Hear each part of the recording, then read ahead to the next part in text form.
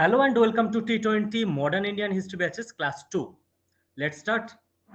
বাকিদের একটু জয়েন করতে টাইম দাও, জাস্ট আ মিনিট।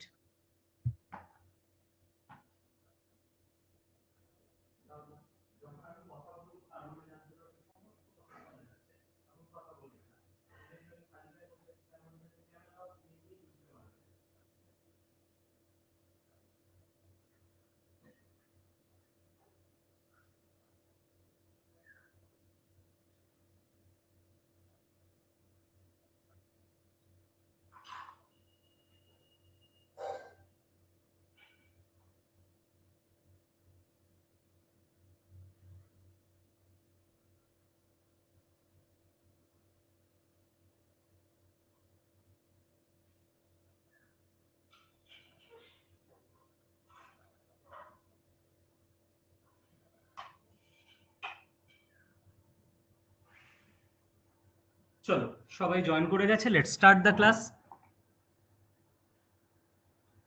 গতকাল আমরা কোন জায়গা পর্যন্ত করেছিলাম সেটা একটু বলবে, তারপরের জায়গা থেকে আমরা আজকের ক্লাসটা স্টার্ট করব।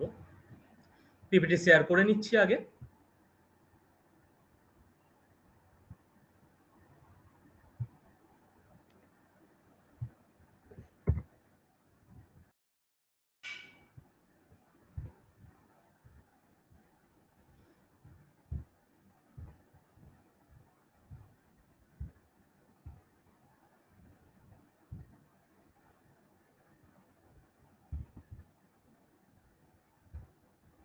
ডান।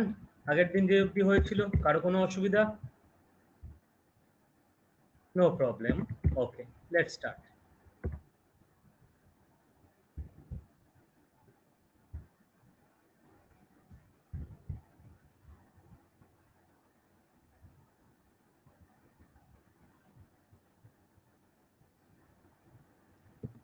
যারা আজকে ফার্স্ট ক্লাসে জয়েন করছো তারা আড্ডা 24/7 যে অ্যাপে তোমরা ক্লাস করো সেখানে রেকর্ডেড ক্লাস আমাদের 48 ঘন্টার মধ্যে চলে আসে। বেশিরভাগ ক্ষেত্রে তার আগেই চলে আসে, আমরা অফিসিয়ালি বলি 48 ঘন্টা। তো রেকর্ডেড ক্লাস দেখে নেবে। গতকালের রেকর্ডেড ক্লাস চলে এসছে আজকে, গতকাল যেটা লাইভ করেছিলাম নোটসও চলে আসে, ক্লাস যে কন্টেন্ট করাই সেটাও ওখানে থাকে। চলো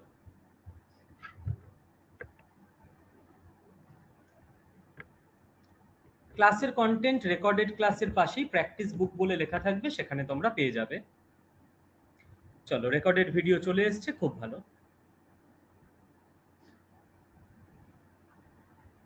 প্র্যাকটিস বুক বলে লেখা থাকবে, ঠিক আছে, ক্লাস কন্টেন্ট। তাহলে এই জায়গা অবধি আমরা করে নিয়েছিলাম।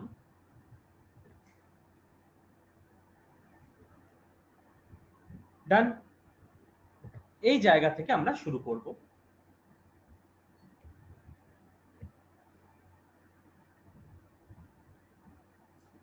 আচ্ছা, কন্টেন্ট আসেনি, আমি দেখে নিচ্ছি, আসা উচিত, ব্যবস্থা হয়ে যাবে।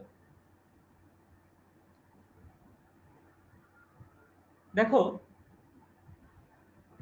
আগের দিন আমরা যেটা দেখলাম যে 1510 সালে আলবুকার্ক ইনি বিজাপুরের থেকে গোয়া রাজ্যটাকে দখল করে নিল এবং আস্তে আস্তে কি হচ্ছে, ইন্ডিয়াতে কার্যত একটা সাম্রাজ্য প্রতিষ্ঠা হয়ে যাচ্ছে পর্তুগিজদের।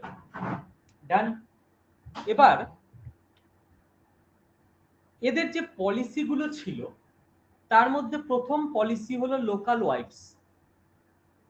কি ধুরন্ধর বদমাইশ দেখো, এরা নিজেরাই নিজেদের যে ছেলেরা কাজ করতে আসছে পর্তুগালের, কমান্ডাররা তাদের বলছে এই তোরা দেশে ফিরে গিয়ে বিয়ে করতে হবে না, ইন্ডিয়াতে এসছি, ইন্ডিয়ার লোকাল মেয়েদের বিয়ে কর। এইবার বিয়ে করে শ্বশুর বাড়ির গ্রামে ওরা প্রথমে ঢুকছে। গ্রামে ঢুকে এদের হাতে টাকা পয়সা আছে, এরা ইউরোপিয়ান, এরা সায়েন্স জানে, এরা বিজনেস করতে পারে, এদের শক্তি সামর্থ্য বেশি কারণ এরা ট্রেন্ড ভালোভাবে। এরা কয়েকদিনের মধ্যে গ্রামের জমিদার হয়ে বসছে। তাহলে দেখো বাইরে থেকে কেউ গ্রামে ঢুকে যদি গ্রামের জমিদার হয়ে বসে তাহলে গ্রামের লোক সহজে মেনে নেবে না। আগেও গ্রামের জামাই সাজছে, তারপর গ্রামে জমিদার হয়ে যাচ্ছে। এইবার জমিদার হয়ে গ্রামের কন্ট্রোল ওর হাতে। রাতারাতি তো কেউ দেশের কন্ট্রোল নিতে পারে না, বুদ্ধি 16 আনা এদের। গ্রামের কন্ট্রোল নিয়ে এইবার গ্রামে নতুন রাস্তা বানাচ্ছে, গ্রামে সেচ ব্যবস্থা তৈরি করছে, কারণ কিভাবে কি টেকনোলজি দিয়ে কি করতে হবে সেই সময়ও যেটুকু টেকনোলজি ছিল সেই সব বুদ্ধি এদের খুব ভালো। কাজেই বেটার রাস্তা বানাচ্ছে, বেটার সেচ ব্যবস্থা করছে।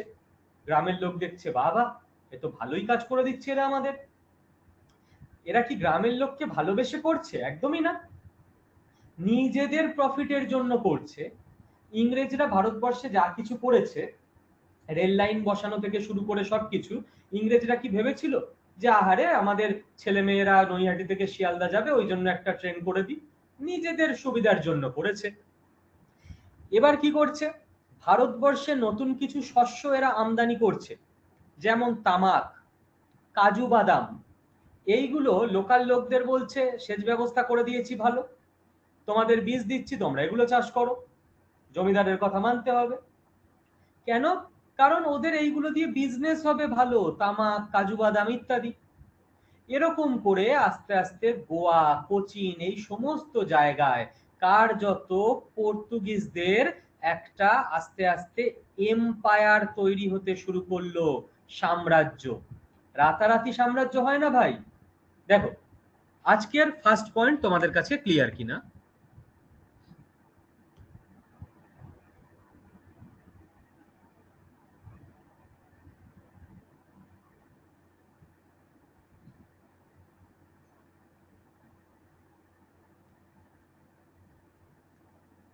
চলো আজকের ফার্স্ট পয়েন্ট তোমাদের কাছে ক্লিয়ার।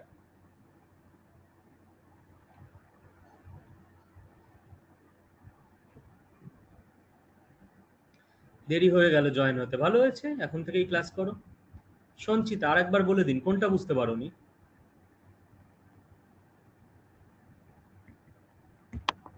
যা পড়ছি শুধু ভুলে যাই। সবার প্রবলেম এটা, তোমার একার প্রবলেম না। এর সলিউশন আছে, সহজ সলিউশন, কিন্তু এখন বলতে গেলে ক্লাস নষ্ট হবে। তো আপাতত ক্লাস করি, তারপর না কোনো একটা ফাঁকে বলে দেওয়া যাবে। দেখো নেক্সট, তাহলে পর্তুগিজরা আস্তে আস্তে গোয়া আর কোচিনে নিজেদের সাম্রাজ্য বিস্তার করতে শুরু করলো, শক্তি বাড়াতে শুরু করলো। এবার দেখো গুজরাটের বাহাদুর শাহ এর সঙ্গে মোগল সম্রাট হুমায়ুনের একটা কনফ্লিক্ট, ঝামেলা শুরু হয়েছে। ইন্ডিয়ানদের কি দোষ সারা জীবন? দুই ভাইয়ের মধ্যে ঝামেলা শুরু হলে থার্ড পার্সনকে নাক গলানোর সুযোগ দেয়, এবং থার্ড পার্সন এসে মাঝখান থেকে ফায়দা তুলে নিয়ে চলে যায়।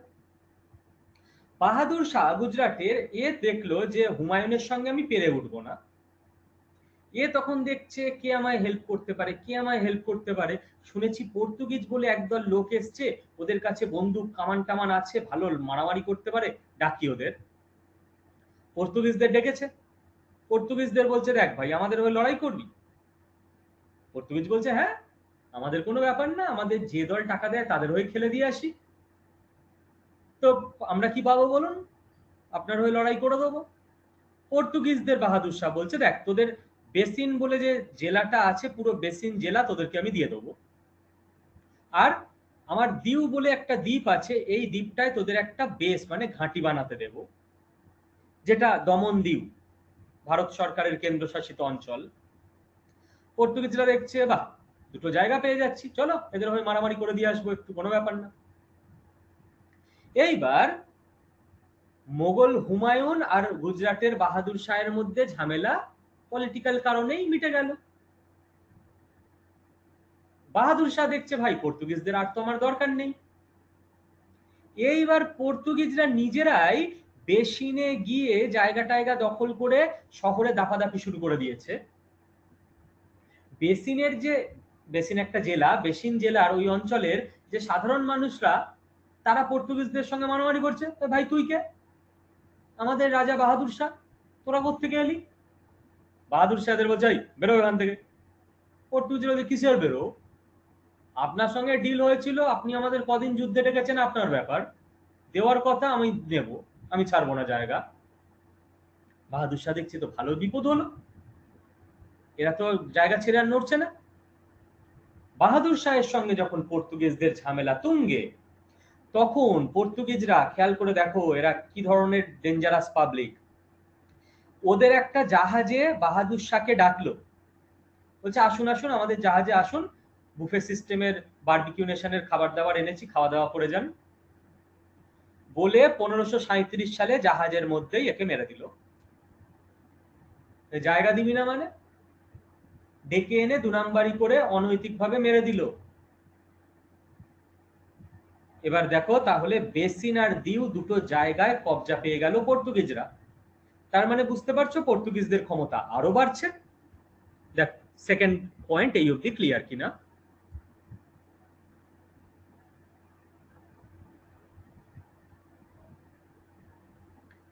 রিম্পা, স্যার আমি আপনার সাথে কথা বলতে চাই, প্লিজ আপনার হোয়াটসঅ্যাপ নাম্বারটা দেবেন। এই তো কথা বলো, এখানে ব্যাচে তো তোমাদের কথা বলার ব্যবস্থা আছে। আচ্ছা এটা একবার টেস্ট করে দিচ্ছি সবার দেখার সুবিধার জন্য। সবাই একসঙ্গে আনমিউট করো না, আমাদের পেড ব্যাচে এই সিস্টেমটা আছে, স্টুডেন্ট চাইলে টিচারের সঙ্গে কথা বলতে পারবে। আমি এখানে আনমিউট করছি সকলকে। রিম্পা নিজেকে খালি আনমিউট করো, ঠিক আছে, বাকি কেউ করো না, তাহলে সবাই মিলে মুশকিল হবে। জাস্ট একবার আমি সবাইকে দেখিয়ে দিচ্ছি তোমাদের। ওকে,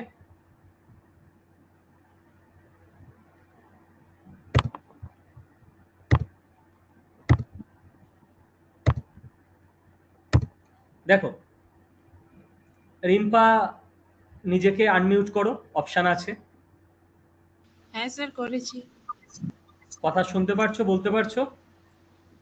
হ্যাঁ তুমি স্যার, চাইলে আমার ক্যামেরাও অন করতে পারো। বন্ধুদের হাই করে দাও। হাই সকালকে। চলো স্যার আপনার কন্ট্যাক্ট নাম্বারটা একটু দরকার ছিল। ঠিক আছে, আমরা আলোচনা করে নেবো, কোনো অসুবিধা নেই, আপাতত ব্যাচে ক্লাস করো। ব্যাচে কারোর যদি বুঝতে কিছু প্রবলেম হয়, তোমরা একদম এরকম ভাবে নিজেদের আনমিউট করে নিয়ে বা ক্যামেরা অন করেও তোমরা কথা বলতে পারো। ওকে, চলো ক্লাস হয়ে যাক, তারপর বাকি প্রবলেম সলভ করছি।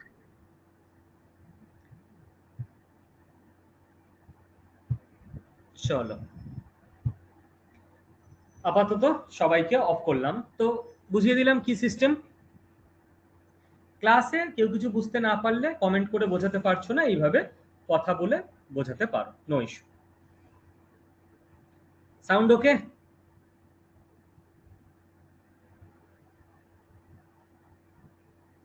ওকে চলো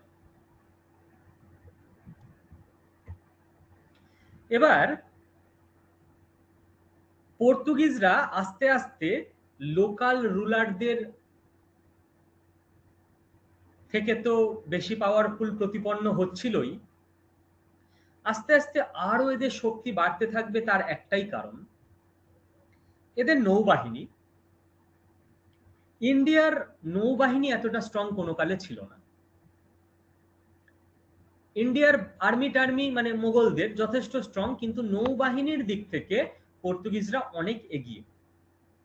দ্বিতীয় কথা, এদের জাহাজের ওপর কামান বসানো থাকতো সেই সময় 1530-40 সাল নাগাদ, যেটা চিন্তা ভাবনার বাইরে। কামান সেই সময় ইন্ডিয়াতে জাস্ট ইন্ট্রোডিউস হচ্ছে,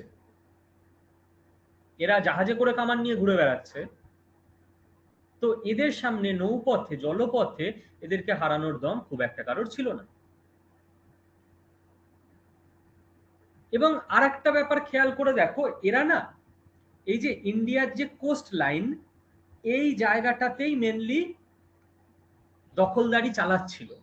পশ্চিম উপকূল, গোয়া, দমন, দিউ, বেসিন, সলসেট, তারপর যদিও আমাদের চুচুড়াতেও এরা এসেছিল, হুগলিতে।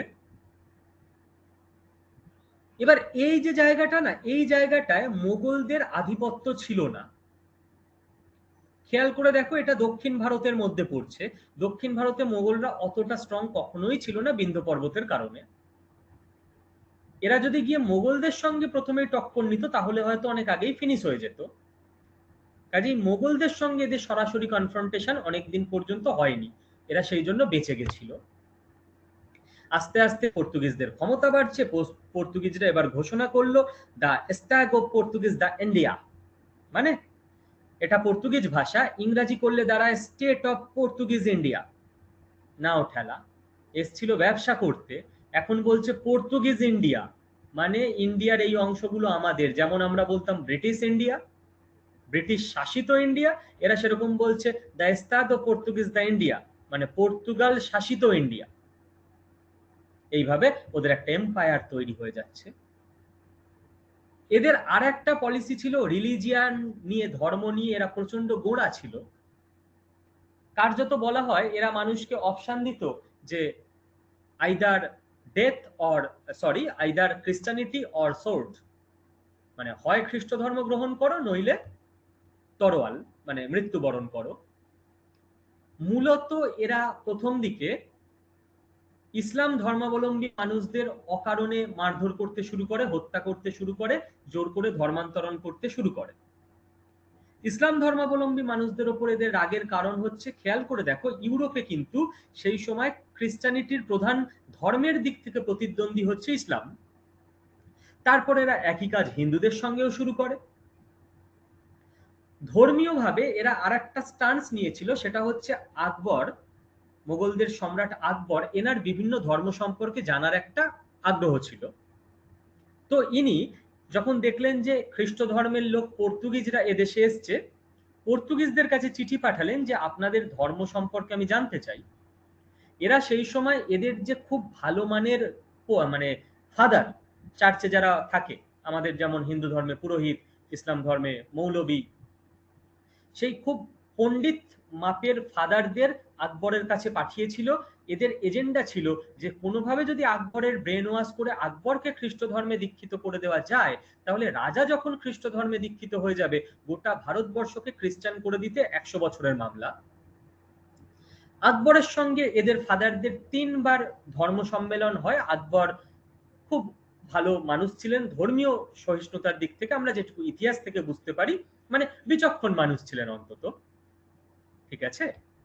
এবার কতটা উনি ভালোবেসে করেছেন, কতটা পলিটিক্সের জন্য করেছেন, সেটা তো আলাদা ব্যাপার। তো ইনি 3 বার খ্রিস্টান ফাদারদের সঙ্গে বসেন, তাদের কথা শোনেন, নিজের জিজ্ঞাসা ফুলফিল করেন, কিন্তু খ্রিস্ট ধর্ম গ্রহণ করেন না।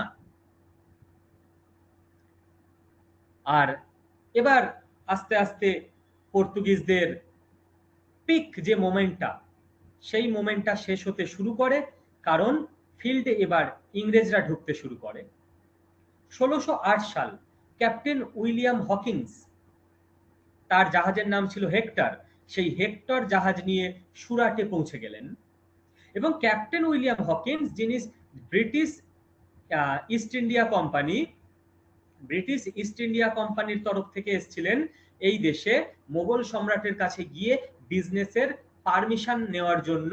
পর্তুগিজরা প্রচন্ড চেষ্টা চালিয়েছিল যাতে ক্যাপ্টেন উইলিয়াম হকিন্স মোগল সম্রাটের কাছে পৌঁছাতে না পারে, বা পৌঁছাতে পারলেও যাতে বিজনেসের পারমিশন না পায়, কারণ তাহলে পর্তুগিজদের মনোপলি নষ্ট হয়ে যাবে ইন্ডিয়াতে।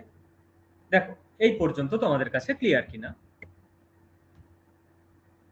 অবশ্যই এই সময় ইন্ডিয়াতে মোগল এম্পায়ার ছিল। খেয়াল করে দেখো ইন্ডিয়াতে মোগল এম্পায়ার স্টার্ট হলো 1526 থেকে। 1526-এ বাবর এলো, ঠিক কিনা? আর আমরা কথা বলছি 1608 সম্পর্কে, তো অবশ্যই তখন মোগলরা রাজত্ব করছে।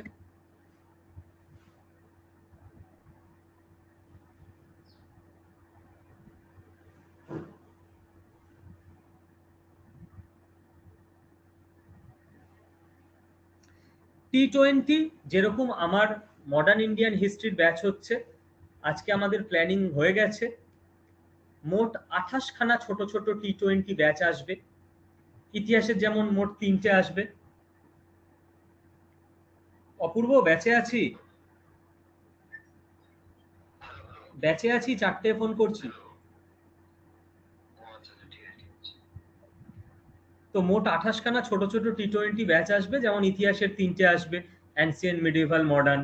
রিজনিং এর 3টে আসবে, ভার্বাল, নন ভার্বাল, লজিক্যাল, সবই 20 ঘন্টার ব্যাচ হবে। আর আলাদা আলাদা করে তোমরা ভর্তি হতে না চাইলে তোমাদের জন্য একটা টি20 ব্যাচের প্যাকেজও আনা হবে, যেটায় অনেক তুলনামূলক কম টাকায় ভর্তি হয়ে থাকতে পারবে, এবং 28টা টি20 ব্যাচই তোমরা পাবে। প্রত্যেক মাসে 3টে করে টি20 ব্যাচ লঞ্চ হবে। ওকে, চলো। বলে দেবো, সব জানিয়ে দেবো, এগুলো কোনো চাপ নেই। হ্যাঁ, উইলিয়াম হকিন্স জাহাঙ্গীরের সময় এসেছিল, কারণ 1608 সালে জাহাঙ্গীর রাজত্ব করছিল।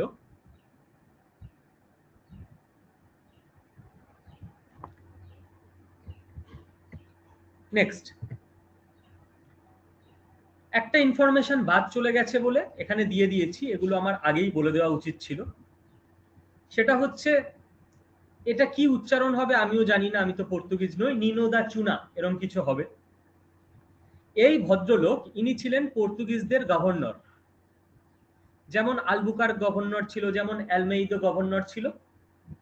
ইনি পর্তুগিজদের রাজধানী কোচিন থেকে গোয়ায় স্থানান্তর করেন 1530 সালে। এটা আমরা মনে রাখবো। দিউ আর বেসিন গুজরাটের বাহাদুর শাহের থেকে দখল করেন ইনি 1534 সালে। যে গল্পটা একটু আগে বললাম না, বাহাদুর সাহেব থেকে দিউ আর বেসিন নিয়ে নিল। এই দুটো কোশ্চেন হিসেবে আমরা একটু খেয়াল রাখবো। আর একটা জিনিস খেয়াল রাখবো যে মার্টিন আলফানসো ডিসুজা, ইনিও একজন পর্তুগিজ। এনার সঙ্গে আসেন জেসুইট সেন্ট, সেন্ট মানে হচ্ছে সাধু, ফ্রান্সিসকো জেভিয়ার। আমি স্যার জেনে কি করব, জেসুইট সাধু ফ্রান্সিসকো জেভিয়ার এসছেন। এই জন্য জানতে হবে, এই যে ফ্রান্সিসকো জেভিয়ার, এনার নামে ভারতবর্ষে প্রচুর স্কুল কলেজ পরের দিকে প্রতিষ্ঠা হয়েছে। দেখবে Saint Xavier's college, Saint Xavier school, সেগুলো কিন্তু মূলত এই সাধু বা সন্ন্যাসী ফ্রান্সিসকো জেভিয়ারের নামে। এই ফ্রান্সিসকো জেভিয়ার ইনিও একজন পর্তুগিজ। ইনি এসেছিলেন মার্টিন আলফানসো ডিসুজার সময়। ঠিক আছে? আচ্ছা, এবার আস্তে আস্তে দিউ, বেসিন, সলসেট, মুম্বাই, চৌহল, আমাদের বাংলার হুগলি, সিংহল, এই সমস্ত জায়গায় পর্তুগিজদের রাজত্ব চারিদিকে ছড়িয়ে পড়ল। পর্তুগিজ সাম্রাজ্য একদম পিকে উঠে গেছে। এখন আর পর্তুগিজদের দেখে কে? পর্তুগিজরা ইন্ডিয়াতে সাম্রাজ্য বিস্তার করে ফেলেছে। কিন্তু পর্তুগিজরা, যেটা বললাম, মহা শয়তান লোক ছিল। পর্তুগিজরা লোকাল মেয়েদের বিয়ে করছে। তুমি বলবে স্যার লোকাল মেয়েদের বিয়ে করা শয়তানি কি? ভাই এরকম না যে যাচ্ছে আর তার বাবাকে বলছে যে দয়া করে বিয়ে দেবেন। কার্যত কিডন্যাপ করছে মেয়েদের, রেপ করছে, তারপর বাধ্য হয়ে সেই মেয়েটা ওকে বিয়ে করছে, যার ফলে লোকাল লোকজন কিন্তু এদের ওপর রেগে যাচ্ছে। 2 নাম্বার হচ্ছে শিশু চুরি। বাচ্চাদের চুরি করে নিয়ে গিয়ে কৃতদাস হিসেবে ইউরোপে বিক্রি করে দিচ্ছে। অর্থাৎ কমন পাবলিক রেগে যাচ্ছে এদের ওপর। 3 নাম্বার হচ্ছে জলদস্যুগিরি, পাইরেট। দেখবে আমরা পুরোনো দিনের গল্পে বলি না, মগের মুলুক, এই মগ হলো এরা, জলদস্যু। নিজে ভাই বিজনেস করছিস কর। ইন্ডিয়াতে ধরো আরবদের জাহাজ আসছে, মিশরের জাহাজ আসছে, চাইনিজ জাহাজ আসছে, সেইগুলোর ওপর আক্রমণ করে তাদের মালপত্র লুট করে নিয়ে পালাচ্ছে। আর এরা এতটা নৃশংস ছিল যে যে জাহাজ লুট করছে কেবল তাদের মালপত্র নিত না, তাদের প্রত্যেকটা মানুষকে নৃশংসভাবে হত্যা করত। ইন্ডিয়ান শাসকরা রেগে যাচ্ছে যে ভাই ইন্ডিয়াতে যদি এরকম উৎপাত চলে, তুমি বলো না আজকে যদি আমাদের দেশে আফগানিস্তানের মতো অবস্থা হয়, লোকজন AK-47 নিয়ে ঘুরে বেড়াচ্ছে, কোনো বিদেশের শিল্পপতি আসবে শিল্প স্থাপন করতে, আফগানিস্তানে কোনো শিল্পপতি যাবে শিল্প স্থাপন করতে, এ ভাই চারদিকে যখন ইচ্ছা আমাকে মেরা ধরে নিয়ে পালাবে, কোনো আইন কানুন নেই, দেশের সরকার নেই। ঠিক সেরকম এই সময় ইন্ডিয়াতে অন্যান্য দেশের ব্যবসায়ীরা তো আসতে ভয় পাচ্ছে যে ভাই ইন্ডিয়াতে কি যাব, ওখানে পর্তুগিজরা আছে, সব মেরে ধরে নিয়ে পালাবে, ইন্ডিয়ান রাজারা তো কিছুই করতে পারে না। আর মানুষকে ধর্মান্তর করাচ্ছে জোর করে। কেউ নিজের ইচ্ছা ধর্ম পরিবর্তন করলো, সেটা তো তার ইচ্ছা, কিন্তু তুমি জোর করে করাচ্ছ। অর্থাৎ সারা ইন্ডিয়া, সাধারণ মানুষ থেকে শাসক, সবাই পর্তুগিজদের বিরুদ্ধে ক্ষুব্ধ হচ্ছে দিন দিন।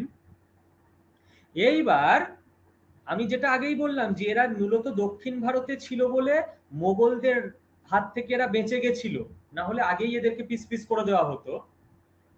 শাহজাহানের সঙ্গে এরা পাঙ্গা নিয়ে ফেললো। কি করলো? শাহজাহানের বউ মমতাজ মহল, যার নামে তাজমহল আমরা জানি, মমতাজ মহলের দুজন দাসীকে এরা কিডন্যাপ করে নিয়ে চলে এলো। শাহজাহানের ইগোতে লেগে গেছে। মমতাজ মহল গিয়ে শাহজাহানকে বলছে, তুমি কিরম নবাব, আমার দুজন দাসীকে পর্তুগিজরা কিডন্যাপ করে নিয়ে চলে গেছে, তুমি কিছু করতে পারছো না। শাহজাহান বলছে, তাই তো, বউ আমাকে অপমান করে চলে যাচ্ছে, ইয়ার কি না কে পর্তুগিজ আছে রে? শাহজাহানের লোকজন বলছে, স্যার বাইরে থেকে এসছে, খুব উৎপাত করছে উপকূল অঞ্চলে। যে ইয়ার কি, আমার বউয়ের দাসীদের ধরে নিয়ে চলে গেছে, চল গিয়ে পেটাই। শাহজাহান এদের বিরুদ্ধে কঠোর ব্যবস্থা নিল। শাহজাহান অর্ডার দিল যে হুগলি, বেঙ্গলে এদের যে ঘাঁটি আছে দখল কর। 1632 সালে পুরো পর্তুগিজদের পিস পিস করে হুগলি দখল করে নেওয়া হলো। প্রচুর পর্তুগিজ ফয়সাল্লা on the spot, in the vogue of মা, যাকে বলে স্পট ডেড একদম। আর 4000 পর্তুগিজকে শাহজাহান বন্দি করে নিয়ে চলে গেল। পর্তুগিজরা প্রথম ইন্ডিয়াতে এইরকম বিশাল বড় ধাক্কা খেলো শাহজাহানের কাছে। দেখ এই পর্যন্ত ক্লিয়ার কিনা?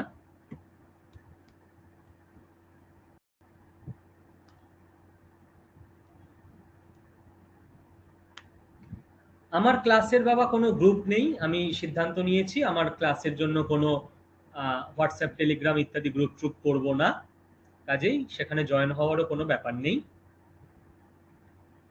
আমার কেবল একটা টেলিগ্রাম চ্যানেল আছে, সেটা সকলের জন্য, শুভদীপ বিশ্বাস আমার নাম দিয়ে সার্চ করলেই হবে। সেই টেলিগ্রাম চ্যানেলে যুক্ত হয়ে থাকতে পারো, কোনো নর্মাল ইনফরমেশন ওখানে পেয়ে যাবে। SUBHADIP এই বানানটা দিয়ে সার্চ করলে হয়ে যাবে, BISWAS। ওকে, চলো নোট কিভাবে করব। আমি যেভাবে পয়েন্ট করে দিচ্ছি এর বাইরে আর কিছু লাগবে? মানে কেন অকারণে খাটবে, আমার তো এটাই মাথায় ঢোকে না। কেন অকারণে, যেটা এখানে লেখা আছে বিবাহ, শিশুচুরি, জলদস্যু, ধর্মান্তর, এটাকে বলে ফরম্যাট, স্মার্ট স্টাডি। তুমি বোকার মতো নোট বানাবে, পর্তুগিজরা জোর করে লোকাল মেয়েদের বিবাহ করত, পর্তুগিজরা শিশু চুরি করত, পর্তুগিজরা জলদস্যু ছিল, পর্তুগিজরা লোককে জোর করে ধর্মান্তর করত। কেন, হোয়াই? বিবাহ, শিশু চুরি, জলদস্যু, ধর্মান্তর, গেম ওভার। যে এই ক্লাসটা করে নিচ্ছ এবং তারপর এই পয়েন্টগুলোকে এক ঝলক দেখে নেবে, তার তো আর বুঝতে কিছু বাকি থাকবে না। ঠিক আছে, এই নোটসগুলো পুরোটাই তোমরা অ্যাপে পাবে, সেটার ব্যবস্থা আমি করে দেবো, কোনো চিন্তা নেই। এই নোটসগুলো তোমরা পেয়ে যাবে, কোনো চিন্তা নেই, তোমরা নোটস দেখেই রিভিশন দিতে পারবে।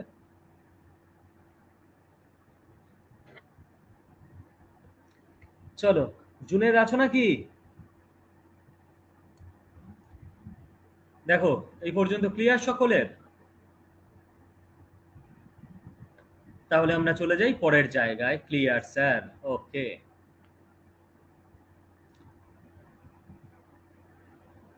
কে কোন জায়গা থেকে ক্লাস করছো, মানে কার কোথায় বাড়ি?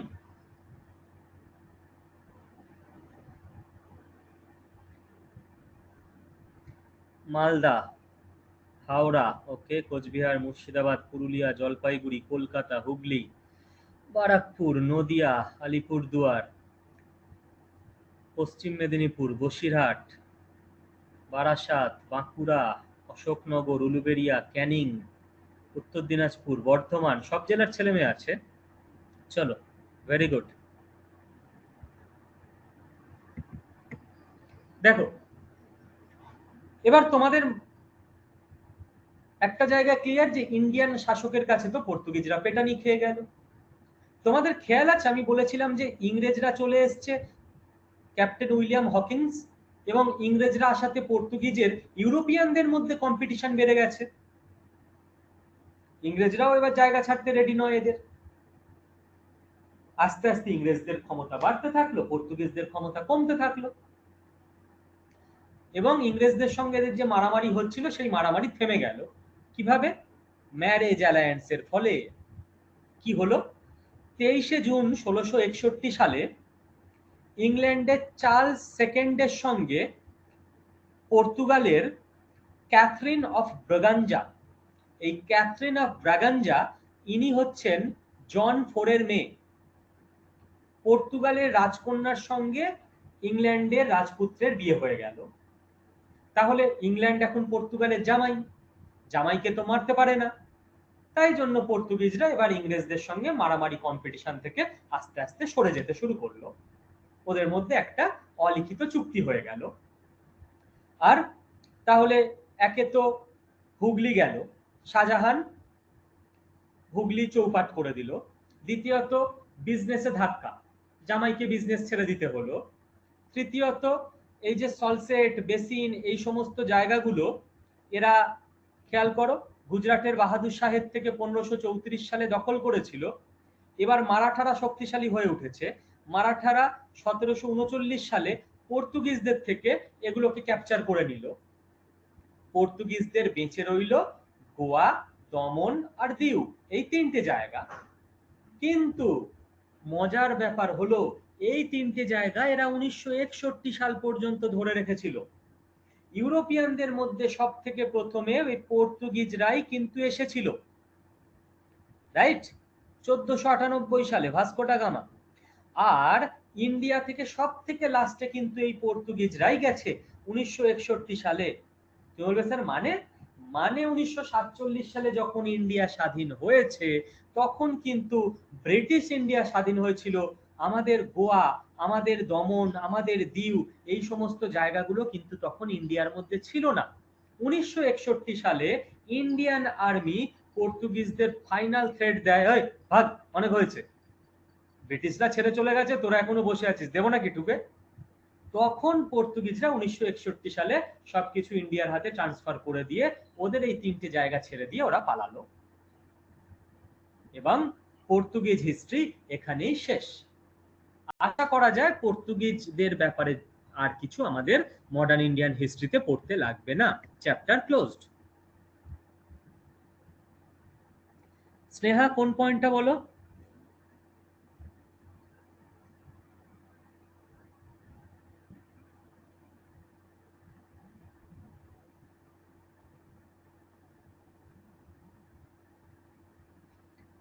বলো, এই পর্যন্ত কার কি বোঝার অসুবিধা আছে? একটা জায়গা আমরা ক্লোজ করে ফেললাম।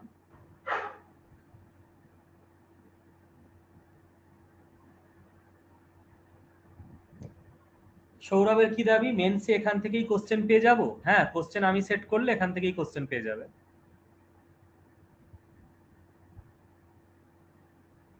চলো, ম্যারেজ অ্যালায়েন্স দিয়ে, আচ্ছা, ম্যারেজ অ্যালায়েন্সের কেসটা হলো ইংল্যান্ডের রাজপুত্রের সঙ্গে পর্তুগালের রাজকন্যার বিয়ে হয় 1661 সালে 23শে জুন। তারপর থেকে পর্তুগিজরা আর ইংল্যান্ডের সঙ্গে অতটা ঝামেলা ঝগড়ায় জড়াতে পারে না, কারণ ইংল্যান্ড এখন জামাই, জামাইকে তো জায়গা ছাড়তেই হবে, জামাইয়ের সঙ্গে তো মারামারি করা যায় না।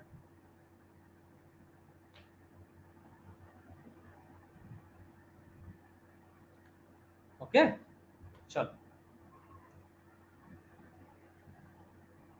তো অফিসার, ক্লিয়ার এই অবধি, 2 মিনিট রেস্ট নাও, আমি একটু জল খেয়ে নিই।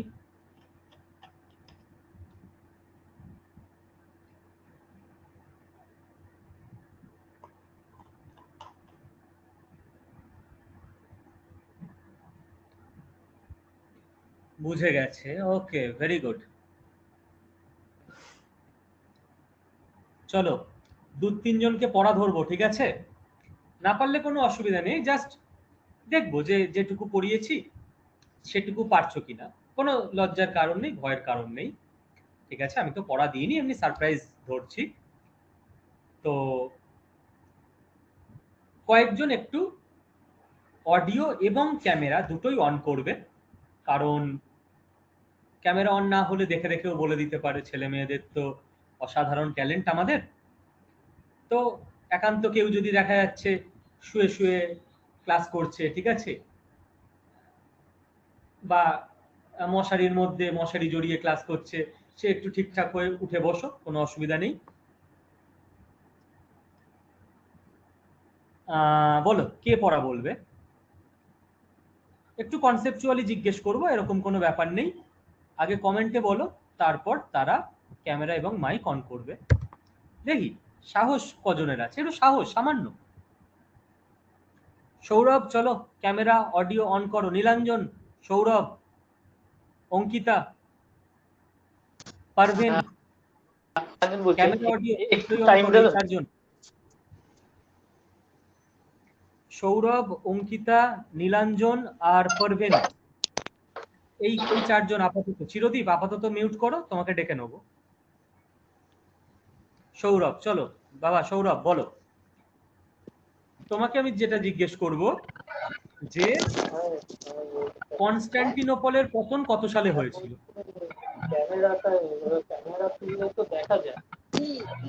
মনে পড়ছে না? আচ্ছা আচ্ছা, বলো যে ইউরোপীয়রা যে ইন্ডিয়া খুঁজে বের করতে চেষ্টা করলো, কেন? মানে মেন পয়েন্ট কি কি ছিল? হঠাৎ করে ইন্ডিয়া কেন খুঁজতে হলো ওদের?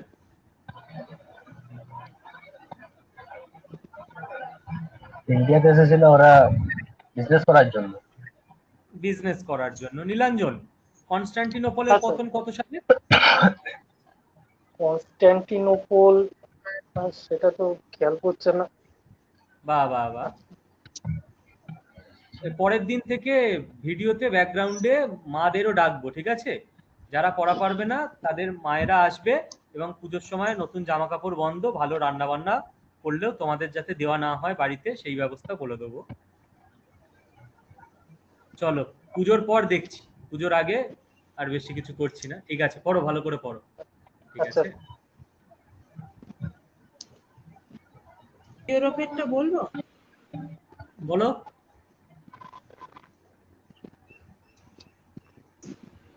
স্যার, প্রাচীনকাল থেকে ভারতের সাথে ইউরোপদের বাণিজ্যটা বাণিজ্য চলতে থাকে, কারণ ভারত থেকে লবঙ্গ, এলাচ, গোলমরিচ, সেসব স্পাইস গুলো যেত। তারপর বিভিন্ন ধরনের যেমন হাতি দাঁতের জিনিস, এগুলো দামি পাথর সবই যেত। কিন্তু মাঝখানে স্যার, মাঝখানে তো ভুলে গেছি একটু। মাঝখানে আরবরা এবং তুর্কিরা এই পথটা দখল করে ফেলায় অনেক টাকা কর চাপিয়ে দিল জিনিসপত্রের ওপর। হ্যাঁ হ্যাঁ হ্যাঁ, আরবদের দখল করে তারা তাদের সরাসরি বাণিজ্যটা সম্ভব হচ্ছিল না, যার ফলে কিন্তু ইউরোপের তখন শিল্প বিপ্লবের ফলে তাদের টেকনোলজি অনেকটাই উন্নত হয়েছিল, যার ফলে সেখানকার তাদের মানুষজন মানে নিজেদের চাহিদা মেটানোর পরও তারা আবার দামি দামি জিনিসপত্রে সন্ধান করতে থাকে। যেমন 3G ফর্মুলা বলেছিলেন, গোল্ড, গড অ্যান্ড গ্লোরি, তাদের গ্লোরিটা প্রচার করতে চেয়েছিল ইউরোপীয়রা। এবং তার ফলেই তখন ইউরোপীয়দের মধ্যে প্রথম পর্তুগালরা যাত্রা করেছিল। পর্তুগাল প্রথম প্রিন্স হেনরি, পর্তুগালের যুবরাজ, তিনি যখন। ঠিক আছে ঠিক আছে, চলো বুঝেছি, পড়েছো, থ্যাংক ইউ। বাকিদের ভিডিও অন করে কান ধরে উঠবোস করাবো, পুজোর আগে কিছু বলছি না। সেই ক্লিপিংস গুলো ইউটিউবে ভাইরাল করা হবে, ঠিক আছে? কেটে কেটে ইউটিউবে আমাদের চ্যানেলে ছাড়বো, দেখবে তখন কেমন লাগে। রাস্তায় বেরোতে পারবে না। আমি আগেই বলেছিলাম, আমার ব্যাচে ভর্তি হলে জীবনে দুঃখই বাড়বে, আনন্দ হবে না। চলো, এই অবধি ক্লিয়ার? পরের চ্যাপ্টারে যাব আমরা।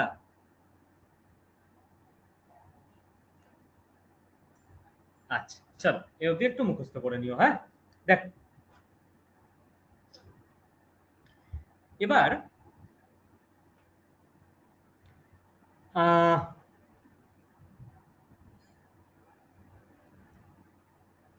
পর্তুগিজদের পর আমরা মূলত পড়ব ডাচদের নিয়ে। ওকে, পর্তুগিজদের পর ডাচরা কখন এলো, কি করলো। বাট আমি এক্ষুনি আবার তোমাদের ওই মাথায় চাপ দিতে চাইছি না। তার আগে অন্য একটা ছোট জিনিস আমরা রেডি করে নেব। 30 সেকেন্ড একটু পিপিটিটা অফ থাকবে, নতুন একটা পিপিটি আমি নিয়ে আসছি। একটা ছোট জিনিস আমরা রেডি করে নেব।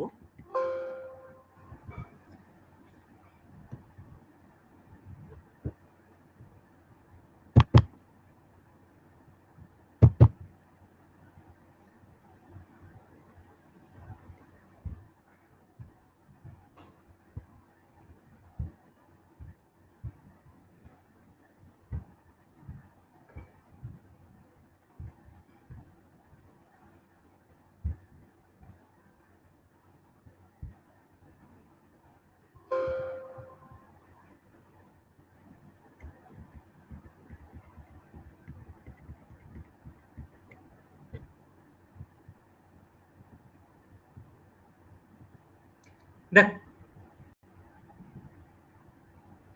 এইটায় একটা 20 মিনিটের মধ্যে আমি বলে দিচ্ছি, সহজ ব্যাপার। কি জিনিস সেটা হচ্ছে, এই যে আমরা মডার্ন ইন্ডিয়ান হিস্ট্রি এত কিছু পড়ছি, এগুলো সোর্স কি? আমরা কোত্থেকে জানতে পারছি যে এই সব ঘটনাগুলো ঘটেছিল, কে লিখে গেছে? এখান থেকে কিছু ছোটখাটো কোশ্চেন চলে আসে, ঠিক আছে? এগুলো আমি টাইপ করে লিখে রেখেছি, তোমরা অ্যাপের মধ্যে সমস্ত কন্টেন্ট পিডিএফ আকারে পেয়ে যাবে, সেই ব্যবস্থা আমি করে দেবো। দেখো, প্রথম যে কথা, যে আধুনিক ভারতের ইতিহাসের জন্য সোর্সের কিন্তু অভাব নেই, অনেক সোর্স, কিন্তু সব সোর্স ভরসাযোগ্য নয়। কেন? কারণ কেউ ধরো ইতিহাস লেখার জন্য ইতিহাস লিখছে, যে আমি এখন লিখে যাব, এটা 200 বছর পর ছেলেমেয়েরা পড়বে, তাহলে তিনি তো নিজের মতো করে সেইটা লিখবেন। তিনি ভালোকে খারাপ করে, খারাপকে ভালো করে দেখাতেই পারেন।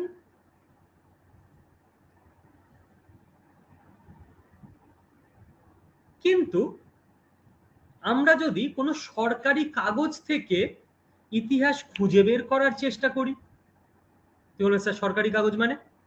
যেমন ধরো প্রশাসনিক কাগজ, যেমন আমাদের ধরা যাক নবান্ন থেকে একটা প্রেস রিলিজ হয়েছে যে দুর্গাপুজোর সময় নাইট কারফিউ জারি থাকবে, ধরা গেল। তাহলে এইটা তো একদম সত্য কথা, এটা তো প্রশাসনিক কাগজ। আজ থেকে 200 বছর পর এই কাগজটা থেকে তাহলে কেউ বুঝতে পারে যে আচ্ছা, করোনার সময় মানুষের জীবনযাত্রা তাহলে এরকম ছিল। কিন্তু আমি যদি একটা করোনার ডায়েরি লিখে রেখে যাই যে 200 বছর পর এটা পড়া হবে, সেটাই তো আমি আমার মতো করে একটু এদিক ওদিক করে লিখতেই পারি। আইনি কাগজপত্র, কোর্টের কাগজ, বিজনেসের কাগজ, সামাজিক কাগজপত্র। সামাজিক কাগজ কি? যেমন ধরো আমি একটা আমার ডায়েরিতে লিখে গেলাম যে খাবারের ইতিহাস, ঠিক আছে, খাবারের ইতিহাস নিয়ে আমি লিখছি। আমি ওখানে লিখলাম যে 2021 সালে বাংলার মানুষ খাবার খেত, শরীর সম্পর্কে প্রচন্ড সচেতন ছিল, প্রত্যেকে উচ্ছে সেদ্ধ আর গলা ভাত আর দইয়ের ঘোল এই সমস্ত খাবার খেত। আমি লিখতেই পারি বাঙালিকে শরীর সম্পর্কে খুব সচেতন, এটা প্রমাণ করার জন্য। কিন্তু ধরা যাক 2021 সালে যাদের যাদের বিয়ে থা হচ্ছে, তাদের বিয়ের মেনু কার্ড আছে সামাজিক অনুষ্ঠান, সেখানে লেখা ফিশ ফ্রাই, ডাল মাখানি, রাধা বল্লভী, মাটন বিরিয়ানি, চিকেন চাপ। এইবার এই সামাজিক কাগজটা থেকে 200 বছর পর তার মানে বোঝা যাবে যে তার মানে বাঙালিরা অত্যন্ত খাদ্যরসিক ছিল। বলতো শরীর টরির পরে হবে ভাই, আগে তো খাই। ক্লিয়ার কোনটা ভরসাযোগ্য সোর্স আর কোনটা ভরসাযোগ্য নয়? আর ভরসাযোগ্য নয় কোনগুলো? স্মৃতিকথা, সাহিত্য, ভ্রমণ কাহিনী, জার্নাল। এ সময় ইতিহাস জানা যায় নো ডাউট, কিন্তু সতর্ক থাকতে হবে ভাই। কারণ আমি যেমন একটা উদাহরণ দিয়েছি যে কিংসফোর্ড, কিংসফোর্ড যদি তার স্মৃতিকথা লিখে যায়, সে ক্ষুদিরামকে কি বলবে? বলবে একটা জঙ্গি, আমার বউকে মেয়েকে মেরে দিয়েছে। কিন্তু আমরা জানি যে না, ক্ষুদিরাম বিপ্লবী, কত অত্যাচারে অতিষ্ঠ হয়ে তবে বোমটা ছুঁড়েছিল। ওকে, এবার পরীক্ষার জন্য দরকারি ফ্যাক্টস লেখো। লিখতে হবে না, তোমাদের থাকবেই একটা। পর্তুগিজ, ডাচ, ফ্রেঞ্চ, ইংরেজ, যে সমস্ত ইস্ট ইন্ডিয়া কোম্পানিরা আমাদের এখানে এসেছিল, যাদের মধ্যে পর্তুগিজ নিয়ে আমাদের পড়া হয়ে গেল, এদের যে কোম্পানির কাগজপত্র সেইগুলো থেকে আমরা টোটাল রাজনৈতিক অবস্থা সম্পর্কে বুঝতে পারি। ওকে, এর কিছুকাল পর তো সংবাদপত্র তৈরি শুরু হয়ে যায় ইন্ডিয়াতে। এগুলোকে বিভিন্ন আর্কাইভে যত্ন করে রাখা হয়েছে। First question, the national archives of India কোথায় আছে? নিউ দিল্লিতে।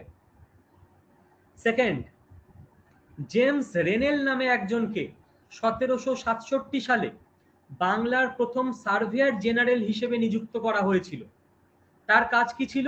ভারতবর্ষের যে সীমান্ত অঞ্চল, বর্ডার, সেই সম্পর্কে সমস্ত তথ্য কালেক্ট করা। এবার তিনি সার্ভে করে যে তথ্য কালেক্ট করেছেন, সেই তথ্যের ওপর ভিত্তি করে সেই সময়কার ভৌগোলিক ইতিহাস সম্পর্কে আমরা জানতে পারি। আচ্ছা, নেক্সট, লাহোরে রাজবংশ ছিল, সেই রাজবংশের মহাফেজখানায়, মহাফেজখানা মানে আর্কাইভ, যেখানে সবকিছু যত্ন করে রাখা আছে, সেই রাজবংশ, যেমন আমরা দেখবে শোভাবাজার রাজবাড়ির লাইব্রেরি আছে, সেই রাজবংশের আর্কাইভ কি নামে পরিচিত? খালসা দরবার। শর্ট কোশ্চেন হিসেবে ইম্পর্টেন্ট। খালসা দরবার কোথায় আছে? লাহোরের রাজবংশের আর্কাইভ, মিউজিয়াম টাইপের, ঠিক তাই। ওকে, আচ্ছা, পুনেতে অ্যালিয়েনেশন অফিসে ছিল পেশোয়া দপ্তর। পেশোয়া দপ্তরে কি আছে? এখানে যে সমস্ত রেকর্ড আছে সেগুলো মারাঠা ইতিহাস জানার জন্য কাজে লাগে। আচ্ছা, রাজপুত ইতিহাস জানার জন্য আমাদের কোনগুলো কাজে লাগবে? বিকানিরে আছে রাজস্থান স্টেট আর্কাইভ। ওকে, রাজস্থান স্টেট আর্কাইভ কোথায় আছে? বিকানিরে। আচ্ছা, দেখো, মডার্ন ইন্ডিয়ান হিস্ট্রির মধ্যে ইন্ডিয়ান ন্যাশনাল কংগ্রেস 1885-তে স্থাপিত হবে, খুব ইম্পর্টেন্ট। এর যত প্রথম দিকের কাগজপত্র, এগুলো কোথায় রাখা আছে? দিল্লিতে নেহেরু মেমোরিয়াল মিউজিয়াম অ্যান্ড লাইব্রেরিতে, নেহেরু মেমোরিয়াল মিউজিয়াম অ্যান্ড লাইব্রেরিতে। আচ্ছা, the India office records London, এখানে কি আছে? ইংরেজদের, ব্রিটিশ ভারতের দরকারি কাগজপত্র রাখা আছে।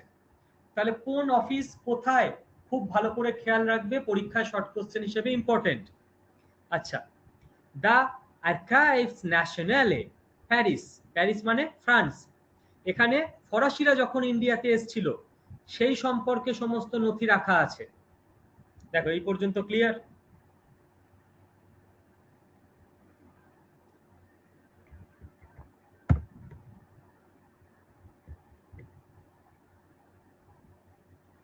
প্রত্যেকের ডান?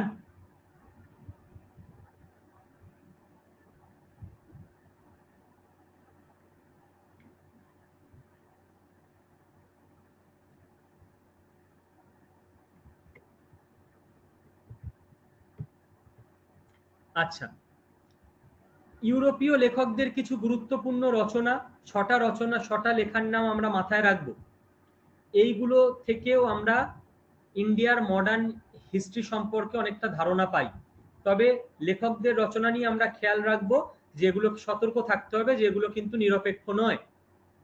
হিন্দু ম্যানার্স অ্যান্ড কাস্টম কার লেখা? Abbe Dubois. Narrative of a visit to the court of Sindh কার লেখা? James Burnes. Travels into Bukhara, Alexander Burnes. Diary of the travels and adventures in upper India, C.J.C. Davidson. Travels and adventures in the province of Assam, John Butler. আর এছাড়াও Victor জ্যাকমান্ট এবং Baron চার্লসের ভ্রমণ কাহিনী। তোমাদেরকে যেরকম ভাবে পড়িয়ে দেওয়া হবে এই 20টা ক্লাসে, এরপর মডার্ন ইন্ডিয়ান হিস্ট্রি সম্পর্কে না তো কোনো কনসেপ্ট দরকার হবে, না তো কোনো নোটস দরকার হবে, ইন ডিটেল সবটুকুই দিয়ে দেওয়া হবে। যে স্ক্রিন দেখতে পাচ্ছ না, রিজয়েন করো, স্ক্রিন দেখতে পাবে। ক্লাস রুটিন তো সবাই জানে, মঙ্গল, বুধ, বৃহস্পতি, শনি দুপুর 3টে থেকে 4টে।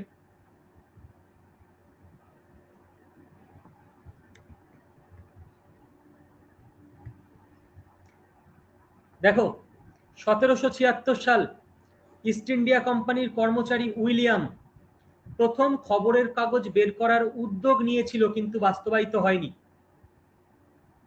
ঠিক আছে, খবরের কাগজও ইতিহাস লেখার জন্য গুরুত্বপূর্ণ সোর্স। বাস্তবায়িত হয়নি কেন?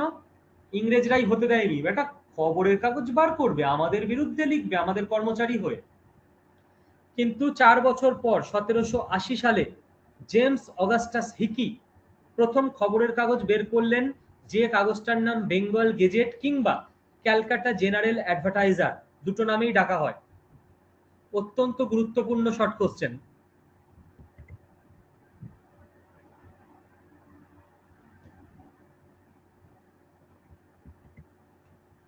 এরপর আর যে যে ইম্পর্টেন্ট সংবাদপত্রগুলো প্রকাশিত হয়, ক্যালকাটা গেজেট, সাল খেয়াল রাখবে, ম্যাড্রাস কুরিয়ার এবং বম্বে হেরাল্ড। ওকে, চলো। তোমরা বলেছিলে স্যার বুক লিস্ট দেবেন, গতকালকের ক্লাস এত কম্প্যাক্ট হয়েছে বুক লিস্ট দিতে পারিনি। মডার্ন ইন্ডিয়ান হিস্ট্রি পড়াচ্ছি, কাজেই এখন কেবল মডার্ন ইন্ডিয়ান হিস্ট্রির বুক লিস্টই দেব।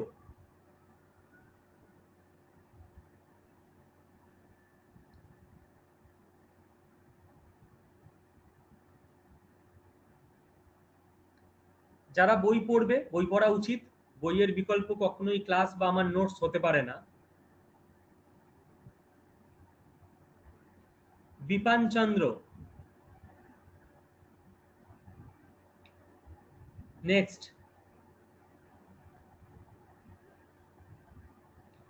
সোনালী বানসাল, স্নেহল ত্রিপাঠী,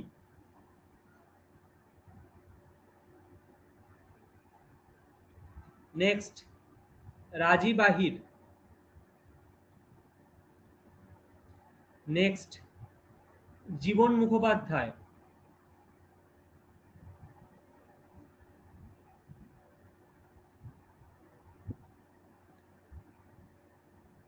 নেক্সট কটা দেবো? হ্যাঁ, এটা জেনে নি যে কটা বইয়ের নাম দেব। হ্যাঁ, হিকি এডিটর ছিল বেঙ্গল গেজেটের, ঠিক আছে, ব্যাস আর দিতে হবে না। আচ্ছা চলো, এই 4টে বই পড়ো তাহলে, ঠিক আছে, চলো এই 4টে বই পড়ো, হয়ে যাবে। বইগুলো কোন ভার্সান? এই 3টে বই ইংরেজি ভার্সান, এই বইটা বাংলা ভার্সান, ঠিক আছে, এই 3টে বই ইংরেজি ভার্সান।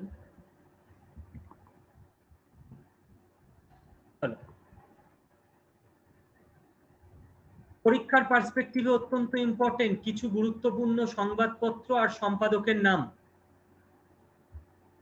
দা হিন্দু আর স্বদেশ মিত্রম কে বের করতেন?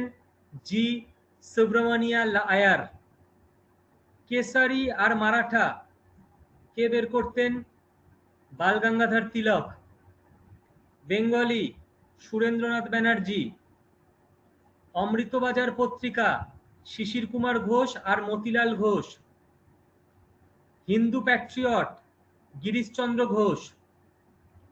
সুধারক Gopal Krishna Gokhale. Indian Mirror N N Sen. Voice of India Dadabhai Naoroji. Hindustan R advocate এই দুটো বের করতেন জিপি ভার্মা। এর বাইরে পরীক্ষায় কোশ্চেন আসতে পারে স্যার? আসতেই পারে, আসার চান্স খুব কম।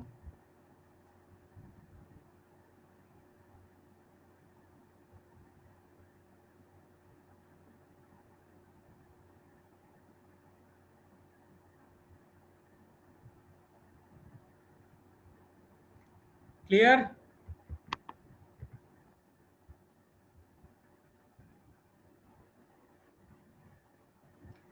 দেখো তো আজকে ক্লাসের টাইম আমাদের শেষ হয়ে এলো।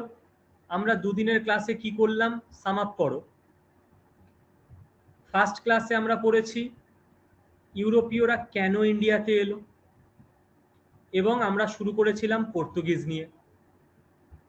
সেকেন্ড ক্লাসে আমরা পর্তুগিজ কমপ্লিট করে দিলাম পুরো 1961 অবধি, আর কিছু পড়তে লাগবে না। পর্তুগিজ চ্যাপ্টার ক্লোজ, আর পর্তুগিজদের সম্পর্কে জানতে লাগবে না। আর কি করলাম? মডার্ন ইন্ডিয়ান হিস্ট্রির যে সোর্স আছে আমাদের, এই সমস্ত সংবাদপত্র যেগুলো পরীক্ষায় আসতে পারে, সম্পাদকের নাম, প্রথম কারা সংবাদপত্র বের করেছিল, গুরুত্বপূর্ণ ইউরোপীয় লেখকদের রচনা এবং লেখকের নাম, কোথায় কোন আর্কাইভ আছে এবং সেই আর্কাইভে কোন ইতিহাস জানা যায়, এবং যে মেন কনসেপ্টটা যে কোন সোর্সগুলো নির্ভরযোগ্য কোন সোর্সগুলো নির্ভরযোগ্য নয়, এইটুকু আমাদের ক্লিয়ার হয়ে গেল। ডান। আগামীকাল আমরা 3 নাম্বার ক্লাস করব।